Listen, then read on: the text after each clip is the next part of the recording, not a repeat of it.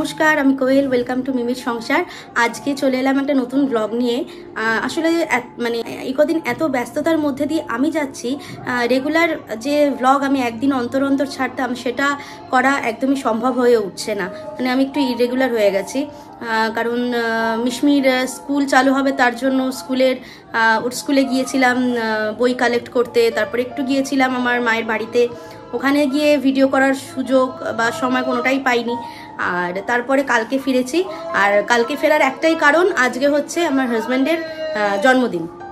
তো সকালবেলা উঠবো ভেবেছিলাম, কিন্তু উঠতে পারিনি। সকাল সকাল উঠতে 8:30 হয়ে গিয়েছে। তো এখন যাব রান্নাঘরে। ব্রেকফাস্ট এখনো হয়নি, ও ব্রেকফাস্টটা আনতে গেছে।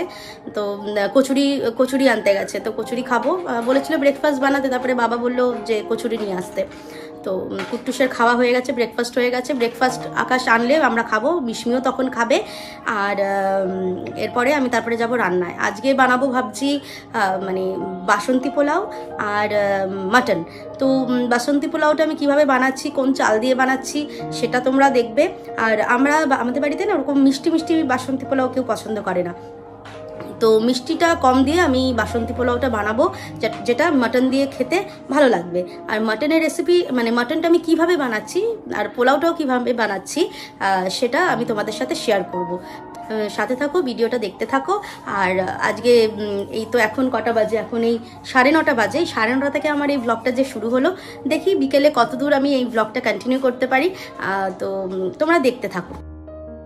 ভেবেছিলাম যে সকাল সকাল রান্নাঘরে ঢুকে পড়বো, কিন্তু কুট্টুস ঘুম থেকে উঠে পড়েছে, তাই ওকে আগে দাঁতটা মাজিয়ে দিলাম। ওর একটা মরিসনের ফিঙ্গার ব্রাশ আছে, ওটা দিয়েই ওকে ব্রাশ করাই। কোনো টুথপেস্ট এখনও ইউজ করি না, কারণ ওর সবে 19 মাস চলছে। টুথপেস্ট দিলে গিলে ফেলতে পারে, তাই একটু বড় হলে তখন ইউজ করাবো।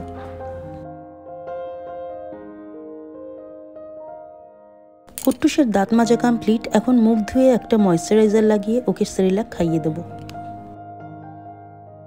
ওর সেরেলাক খেতে খেতেই নিচের ঘরের ঠাম্মি উপরে এসেছিল ওর সাথে দেখা করার জন্য। আর নিচের ঘরের ঠাম্মিকে দেখে এখন ঠাম্মির সাথে নিচে যাওয়ার জন্য বায়না করছে। কাকিমাকে বলছে নিচে যাওয়ার জন্য 1 সেকেন্ডও ওপরে আর থাকতে দেবে না। কুট্টুস নিচে যাক, ততক্ষণে আমি আমার বাকি কাজগুলো কমপ্লিট করতে থাকি। আর এদিকে মামনি পায়েসের জন্য দুধ বসিয়ে দিয়েছে অলরেডি। আর আমি ততক্ষণে মাংসের জন্য যা যা লাগবে সেগুলোকে রেডি করতে থাকলাম। প্রথমেই আমি পেঁয়াজ কেটে নিলাম, আর পেঁয়াজ কাটার পর চাল ধুয়ে ভিজিয়ে রাখলাম। আজ যে মাংসটা রান্না করব বলে আমি ডিসাইড করেছি, সেটার কথা অনেকেই শুনে থাকবে। সেটা হলো বিহারি স্টাইল চম্পারন মটন বা আহুনা মটন। সবাই জানে যে এই আহুনা মটন কতটা ফেমাস আর কতটা টেস্টি। আজ আমাদের 1/2 কিলো মাটন আনা হয়েছে, আর এর হিসাবেই আমাকে ম্যারিনেশনটা করতে হবে। খুব সহজ একটা রান্না, এক জায়গাতেই সব হয়ে যাবে। ব্যাচেলার থেকে শুরু করে ম্যারিড সবাই এটাকে বানাতে পারবে।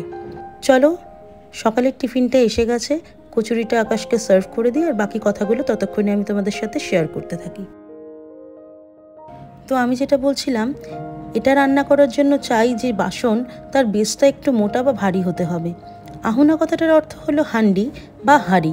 সাধারণত আহুনা মাটনের আসল টেস্ট পাওয়া যাবে আহুনা বা মাটির হাঁড়িতে যদি এই মাংসটিকে রান্না করা যায়। সেক্ষেত্রে দেখে শুনে মাটির হাঁড়িটা কিনতে হবে, একটু মোটা দেখে এই হাঁড়িটা নিতে হবে আমাদেরকে। আর সেটাকে সারা রাত জলে ভিজিয়ে রেখে দিতে হবে। তারপর একদিন ওই হাঁড়িতে ভাত রান্না করে নিতে হবে। ব্যাস, তাহলেই আপনাদের হাঁড়িটা রান্না করার জন্য রেডি হয়ে যাবে। এতে করে মাংস রান্নার সময় এই হাঁড়ি ফেটে যাওয়ার সম্ভাবনা আর থাকবে না। যাই হোক, তো চলো কিভাবে ম্যারিনেশনটা করছি সেটা দেখে নেওয়া যাক।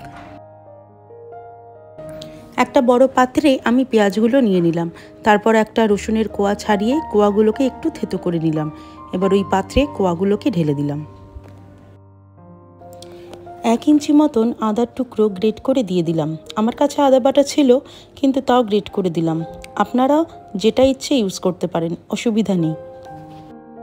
এরপর একে একে মশলাগুলো দিয়ে দেবো হলুদ গুঁড়ো, লাল লঙ্কা গুঁড়ো, জিরে গুঁড়ো, ধনে গুঁড়ো,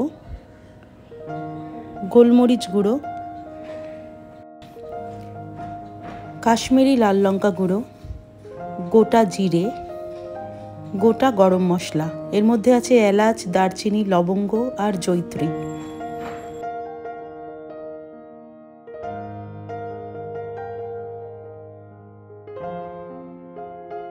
আর দিলাম মিট মশলা আর গরম মশলা গুঁড়ো।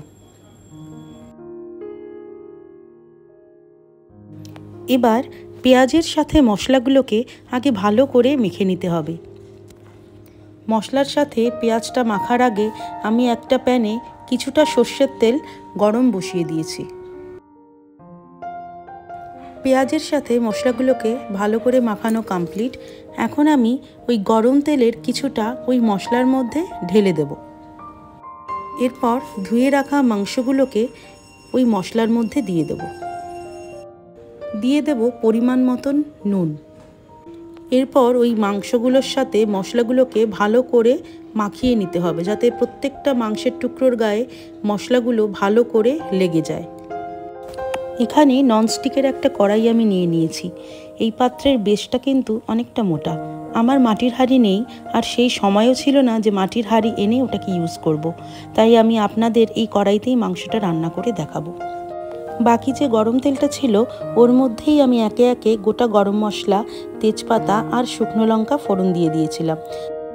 এরপর ম্যারিনেট করা মাংসগুলো একে একে ওই তেলে দিয়ে দিলাম। আর হ্যাঁ, বলতে ভুলে গিয়েছিলাম, মাংসটিকে মিনিমাম 1 ঘন্টার জন্য আপনারা ম্যারিনেট করে রাখবেন। যদি সারা রাত ম্যারিনেট করে রাখেন তাহলে আরও ভালো হবে। বিহারের চম্পারণ জেলাতে এই মাংস রান্না প্রথম শুরু হয়, আর এই মাংসে গোটা রসুন যাবে না তা কী করে হয়, তাই দিয়ে দিলাম একটা গোটা রসুন। এরপর মাংসটাকে ভালো করে তেলের সাথে মিক্স করে ঢাকনা দিয়ে ঢেকে দেব, আর গ্যাসের ফ্লেমটাকে একেবারে কমিয়ে দেব। পুরো রান্নাটাই কিন্তু একদম লো ফ্লেমেই হবে। 10 থেকে 15 মিনিট পর পর একবার করে ঢাকনাটা খুলে চেক করে নাড়িয়ে দেব। মাংসটা হতে থাক। এবার যাব বাসন্তী পোলাও বানাতে।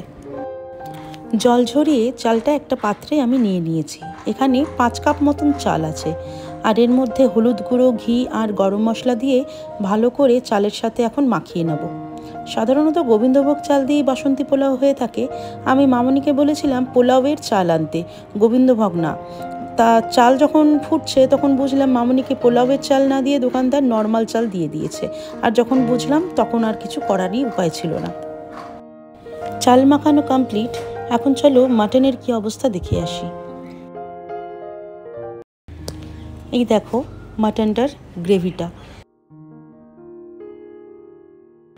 আমার এই মাটনটা রান্না করতে মোটামুটি 1 ঘন্টা মতন সময় লেগেছে। মাটন সেদ্ধ হতে একটু টাইম নেয়। নর্মাল টাইমে প্রেশার কুকারে আমি সিটি মেরে রান্না করি, অতটাও টাইম লাগে না, কিন্তু এক্ষেত্রে একটু বেশি টাইম লাগছে। এই আহুনা মাটনে আমি কিন্তু 1 ফোঁটাও জল ইউজ করিনি, পুরোটাই তেলে আর ভাপে হয়েছে। প্রথমবার ট্রাই করছি, তাই আমার একটা ভুল যেটা বুঝলাম, তেলের পরিমাণ একটু কম হয়ে গিয়েছিল। আপনারা তেলের পরিমাণটা একটু বুঝে দেবার চেষ্টা করবেন, না হলে মাংসটা কিন্তু খুব শুকনো হয়ে যাবে। নিন, আমার বিহারি স্টাইল আহুনা মাটন রান্না কিন্তু কমপ্লিট।